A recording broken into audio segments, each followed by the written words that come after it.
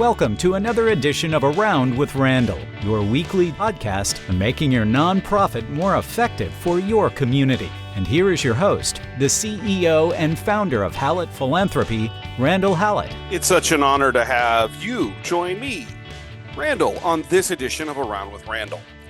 A great question from Sug in Kansas City, I guess a nickname, asking about how to handle scenarios and situations where there is a loss, a passing of a donor and or, in this case, a grateful patient, but we're going to tie this into education, we're going to tie this into social service. When there's loss, how do we react in this process? What are some of the things we should do in trying to continue, build, figure out, honor the relationship that we have or had with individuals? And this is a difficult subject because, frankly, many times gift officers will run from this. It's emotional, it's tough, it's challenging, and we're scared to make a mistake. And yet what we know is that many times gifts are very much vibrantly and willingly given after the loss of someone as they consider that legacy or their connection or the value that they place on the experience. And so today we're going to try to take this apart in kind of a high level. Let's start, as we do, from the top, kind of work our way down, is that what we're talking about in one way, shape, or form is the idea of gratitude. That gratitude all too often is seen as something transactional, meaning that it happened in the moment, but we don't understand how that longitudinally or over the long term affects people's decision making, how they come back and circle back as to those moments in life. And in here a moment or two, we'll talk about that in more detail. The key to all of this is that when we walk into these scenarios, we are not here to close a gift, air quotes, because if we try to do that, we are making the gift opportunity purely transactional, which we talked about. It's really more longitudinal. So we should be focusing on honoring the meaning, the connection, the relationship, the memory. Why was it that someone thought that making a gift in honor of, in memory of, in connection to the individual, the experience was so important? It's finding that emotional connection, not about the gift. All too often, what I find, what I see, what I hear when I work with gift officers in these scenarios is that they look at it as a gift scenario. And I'm like, no. The experience is what matters. Their experience in the moment, whenever it was they were tied to that, to your organization, to that organization, and also the experience that they have with you, the trust that's built, that you're not pushing a gift. So let's talk for a moment a little bit about why this all matters. What's the context in all of this? Is that if we look at it from a healthcare perspective, then we'll kind of tie it back into education, social service, other nonprofits, other philanthropic organizational missions or direction sectors, is that what we find is that the experience people have is more important than the outcome. So in healthcare, there are some great statistics that say that when a patient and or family member goes through an experience or a healthcare need, while outcome is something we all hope for, it isn't what's the driving factor in people's choices for philanthropic gifts.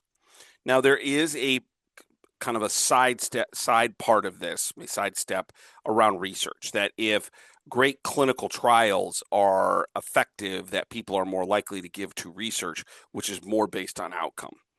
But if we take that out and we just make it the typical healthcare experience, what we find is it's about experience overall that drives the willingness, the wanting to engage. Let's take it out of healthcare. Why is it that we look back on using gratitude as a lens into some of our educational experiences and say, I'd like to give to that? I've had the privilege of having multiple educational experiences, both as a student, multiple places, as well as not as a teacher per se, although I think about what I do now as being a teacher, but as the head of philanthropy in educational schools or institutions. And you talk with people, and what they realize is that the experiences of many years ago was so powerful in their life today. So let's take it in from a success perspective. I really value my legal education. I can't tell you how much. It gave me a head start. It gives me stepping stones that I didn't think were available at the time, just based on the fact I went to law school, the way I shape and think things. Now, if outcome was the most important, I did get the degree. I like to make the joke, because it's not far off from the truth, that I made it possible for everyone in my class, the class of 1997 at UMKC, not to finish last. If outcome was the basis, what was my outcome? But it depended on my experience. It was formidable. The best friends I have in the world, I made in law school. The people I trust the most outside of my family, for the most part, I made in law school. The career I have has been based upon experiences and maybe unnecessary expectations of, well, you're really smart, you went to law school. I can tell you that's not true. Based on that on that experience, I'm grateful. So it can be in that framework. It could also be, let's take it out of the academic per se or professional.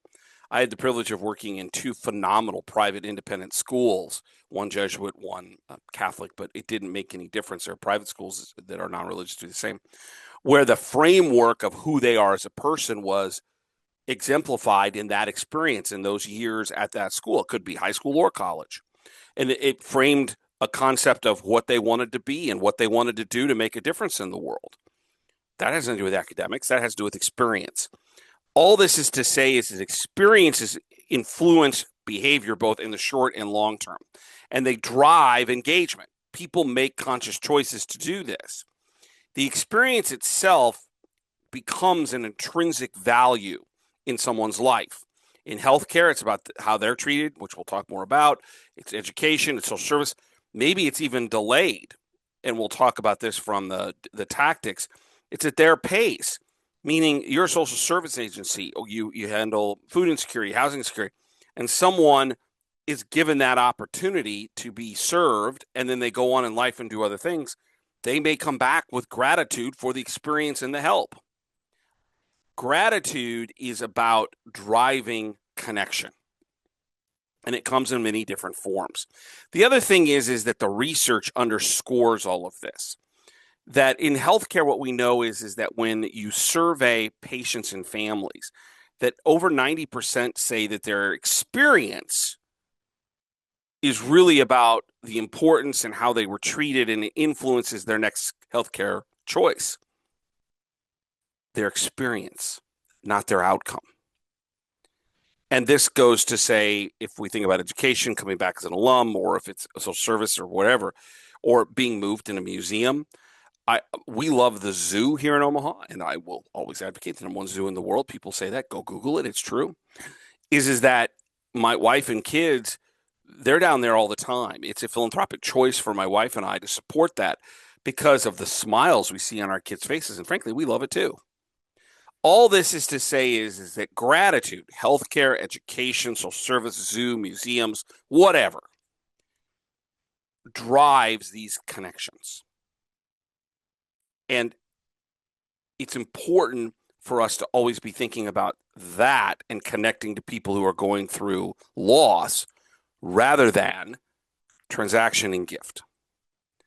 The other thing about gratitude is that, and I probably should do a podcast. I don't think I've done a podcast on the science of gratitude, although I've written about it extensively in my career a lot, is that it's related to health. That when we have gratitude, so you can go back and look at episode 157. I talk a little bit about it there. There are a number of episodes each year about Thanksgiving. I did a quick look on my podcast, episode 3, 207. There are others where I keep coming back to this. Is that gratitude in itself has these healing powers, whether it's how we feel about ourselves, getting more sleep, our epigenetics, all the way down to our genes. There's a great study from 2015, NIH, looking at how our genes trigger to fight major disease more effectively and more quickly when we have a sense of gratitude in our life. Is that all of this is that we're living in a world where Gratitude is all too often overlooked. Every night at the dinner table, when I say the blessing for our family, I talk about this, that help us to be grateful for the things we have, the things that I'm not sure we deserve, but most importantly, help us to share them with others who are less fortunate. How do you look at your life and the experiences about gratitude drive the kind of decisions that go on? Not just today, not just tomorrow, but all through life. Which brings us to the tactical. How do we do this? So what Sugg was asking is, what do you do here? Somebody passes in a circumstance or situation. How do you handle the conversation? And what I want to do is I want to break the tactical into four kind of scenarios. The first is that we're looking at it from the perspective of, is that a philanthropic conversation started but no gift occurred? Number two, the gift has been made and then someone passes away. Number three is that someone passes away and someone reaches out to express gratitude for the connection, whether themselves or as a family member or their loved one. And finally, the fourth is they just bluntly ask.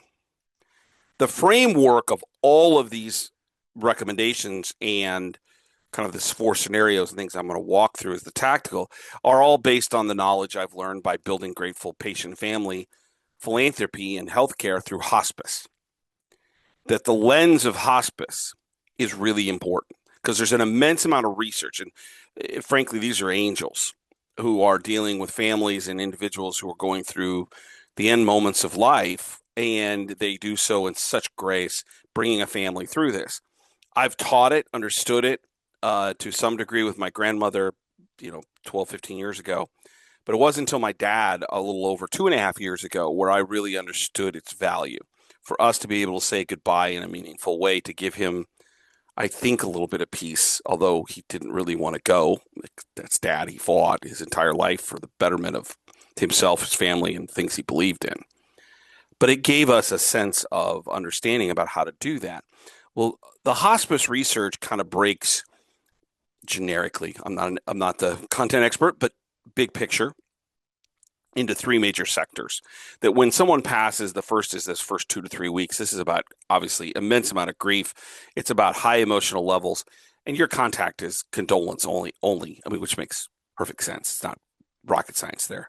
The second is the next 30 to 90 days where there is, and there's the 12 steps of grief or 7 steps of grief and things of that nature that can be even more detailed. But the family begins to go through what they call sense making, that they're trying to make sense of the loss, the changes, the daily life, that all of a sudden things around gratitude begin to surface. The memories of what you went through was important. And really, you can have some safe outreach and contact in this time, not to ask, but what I would consider just kind of basic outreach. It's a gentle connection.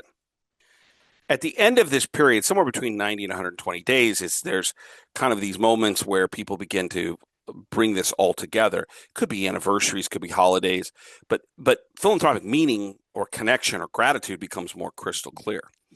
I remember sitting with my mother about 4.5 months after Dad passed in her kitchen, just 6 blocks from where I live, and sitting in Dad's chair, and Mom looked at me and she, out of nowhere, it happened to be closer to the end of the year. So when she and Dad would typically make a larger percentage of their philanthropic gifts. She looked at me and she said, "Have you thought about the hospice house where Dad passed?" And I said, "Yeah." She goes, "Do you write down the names of those nurses?" And I said, "Yep, got them right here on my phone, Mom." And now I'm opening my phone, but I'm not going to the notes section where I have the names listed. I'm going to my calendar to see how long it's been from the moment Dad passed to now. And it was right at the 4.5 month mark. And I started kind of chuckling. And she looked at me and she goes, "What are you chuckling?" I said, "Your time frame's perfect, Mom." There's this moment somewhere, and it's different for everybody, between 3.5 to 5 months where all of a sudden they begin to think about, and as I mentioned, it begins to crystallize as to what maybe the experience was truly like. Honoring others in this process, part of the grieving process. This is really important because it's less important to think about a calendar. I gave you kind of some rough outline of timeframes, more about the how you build that trust and create the right level of contact. But these windows are more studied than you would realize. So it's in that 4 to 6 month where you begin maybe the discussion moving toward some philanthropic thought, not a gift, but a thought that someone might have. So let's take apart the 4 scenarios, kind of break them apart, give you some tactical suggestions, and then you can go forth and maybe think about how you build or continue relationships after someone's lost in the relationship building process. They've passed away. The first, as mentioned, is that there was a conversation that started about philanthropy, but necessarily a gift wasn't completed. So this is about creating what I would call a common reality at the right moment. Is it intent was kind of discussed. It was maybe a naming opportunity. Maybe it was in recognition of you're a grateful patient or family member of a caregiver. Maybe it's of their experiences we talked about, like with mine with law school. Maybe it's coming through the process of having been a recipient of social service. A lot of different ways of looking at it. But the point is that there was a common moment where somebody was thinking about this, and we're trying to reinvigorate that. Let's start with what you don't do. You're not going to pick up the phone and start where it left off. You're going to have to restart the process. So if we look at moves management as a part of this discussion, then we're going to have to kind of requalify in a very soft way. So this is going to lead us to this idea of remembrance. We want to tie this back to what exactly they went through and why it was important or what came out of it. So this is about acknowledgement of the gratitude, not pressure to move them forward from qualification to cultivation. No. So we have language that we can use. We had some wonderful discussions before we lost Charlie or Bob or Cindy, where you spoke about gratitude, about the experience, about the connection. What we'd like to know is why that mattered to you, which says nothing about a gift.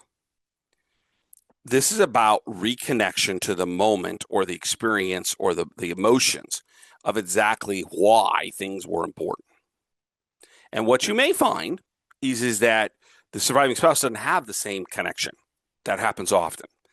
But a lot of times, and even having lost dad, as mentioned a little more than 2 years ago, my mother still wants to honor him, even though she's sharper than a tack and has her own opinions, and many of them really, really smart and good.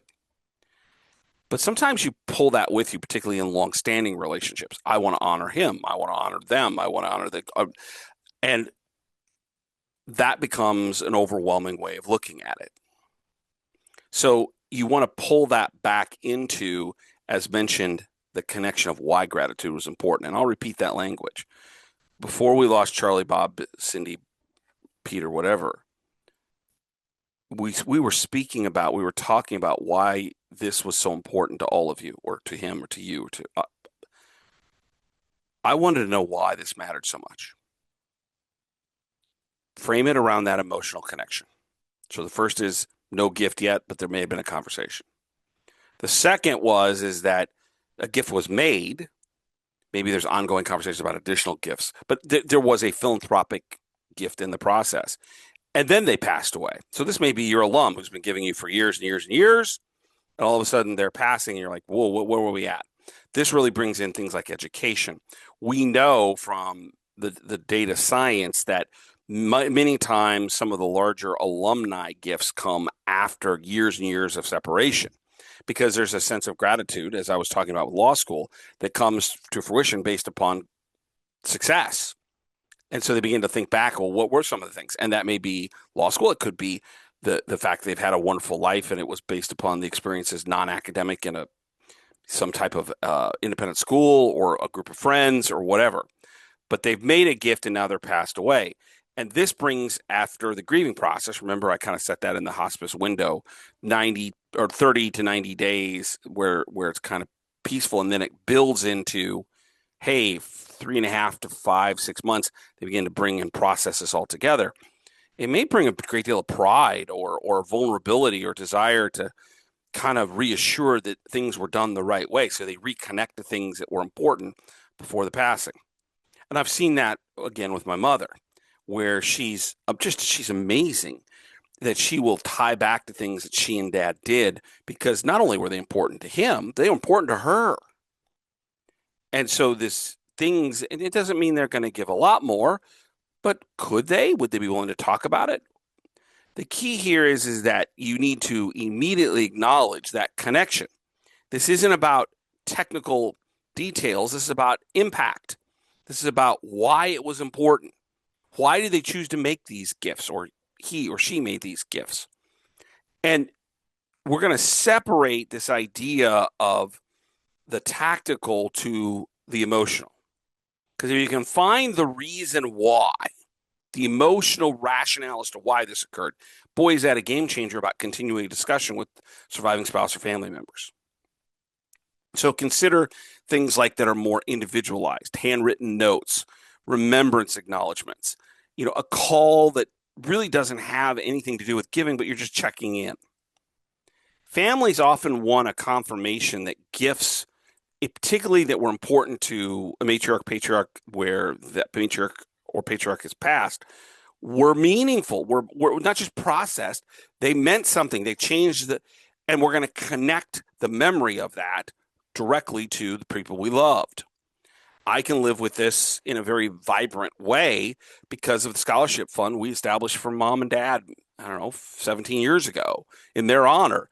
Man, I want people to know, because mom and dad gave us an opportunity, how important education is. And so we established a scholarship fund, and my giving has gone up based on the memory of my father, and certainly also in honor of my mother, because they valued education and giving their children, and by the way, with some help from my grandparents, the chance to use it as a catapult in life, not just for money, but for value, success. And I don't mean business success, I mean personal success. So I sense this and feel this. So again, it's about the emotional connection, figuring out the why. That's scenario 2. Scenario 3 is about if the patient passes away and the family reaches out based upon gratitude, a connection. The reason this gets separated is your approach changes. This is about listening. This is about active and listening and the engagement, not about asking. Because what they're trying to figure out or probably go through is dealing with reflection of the moment, of the gratitude, they're looking to tell stories, not make a commitment, and they're looking for validation of the experience. So this is where grateful patients or family members reach out and want to thank a caregiver. This is about a widower or widower going through the process of saying, I want to make a gift in honor of my loved one who loved you. What we need to avoid is assuming that there is a set pace to this. There isn't. They're processing. So we have to take them where they are and help them go at the speed they want to go. So you forcing conversations early on about, well, would you consider this, or in honor of your husband or the caregiver or whomever, we could do this, or any language that accelerates the moment. You want to avoid that, because if they really want to do something quickly, they'll tell you. But what they don't want to do is to be pushed into something. So families will come back later. Individuals or surviving spouse will come back later, sometimes months or even years later, with a philanthropic intent to make a connection. And even if they don't, you want their experience to be so good with you that they become an advocate. Even if the gift isn't maybe as large as you want them to be an advocate for the way in which you treated them. At the end of the day, as I always say, we're Sherpas carrying the luggage or the whatever, the supplies, whatever it might be, whatever they need to their gift. So they don't have to. They can just worry about the big picture. That means not pushing them. We follow behind them. And so if a loved one passes, that donor, grateful patient, whatever, and family reaches out, don't push them, walk with them. The last is they just bluntly come and ask about honoring somebody somehow, some way. i.e., we'd like to make a gift in honor of dad who passed, or we'd like to make a gift in honor of the caregivers who were part of the process. What they're doing is they're inviting philanthropy now. This is the one exception about not pushing. That you have permission to say, what is it that you want? Offer them options, not direction. We have lots of different ways of doing this. Let me give you a couple of different examples that might serve as ways in which this could be done. Emphasize the flexibility, the time frame. Nobody's pushing. And this actually normalizes a delay, because what they've done is they've said, I'm ready. You will find this occasionally very quickly after someone's passing and the loved one wants to do something, or family. Many times it's actually delayed. And so that flexibility, the conversation about what options are available, that it's value-based, you're going to keep it simple, there's no rush, is critically important. 4 scenarios in tactical ways you can build relationships or continue to build more deeply held, more connective relationships with more people, depending on the circumstances when someone dies, when we lose someone. The key here are 3 operational principles. Grief outranks goals. That silence is also respectful. And when I say silence, there's silence, and then there's what I call pseudo-silence. Man, the best thing that I ever experienced, which had nothing to do with, thank God it wasn't, but didn't deal with death, was when our son was in the hospital. I think it was the second time when he was, I don't know, at that point, a month old. We lived in hospitals for the first 6 months. It kind of blends together. And I got a text message from a friend of mine who said, I'm in the lobby. I'm going to be here for an hour. If you can come down, I'd love to give you a hug, buy a cup of coffee, and I don't want anything. If you don't have time, no problem. That's what I call pseudo-silence. I'm there, but I'm not pressing. That's what we should be as gift officers. I'm here, but I'm here for you how you want me. The lastly is that the experience, not only of whatever they went through at healthcare, education, social work, or I should say, and/or with us, trumps is more important than any gift we do. If you align those principles, that grief outranks goals, that silence is respectful, pseudo-silence as well, and lastly, that experience, either when it happened or afterwards, when they're building that relationship with us, is more important. You will succeed because you put them at the forefront. And isn't that the essence of what we do in philanthropy as gift officers? Isn't that our goal? This is just highly emotional timeframes. If we just do the things we normally do, we're in pretty good shape. I would advocate that success isn't about a gift. Success is, did we honor the gratitude? Did we respond in a meaningful way? Does the family seem to feel as if we treated them not as a donor, but as someone who's a part of our life? That this is an ethical path to get to an effective outcome. But I'm not going to define the outcome. They have to. A gift for the relationship, big gift, small gift, volunteering, whatever. Because families will never forget how you showed up when nothing was being asked. That's what I tell my kids. People will forget what you say, but they'll never forget how you make them feel.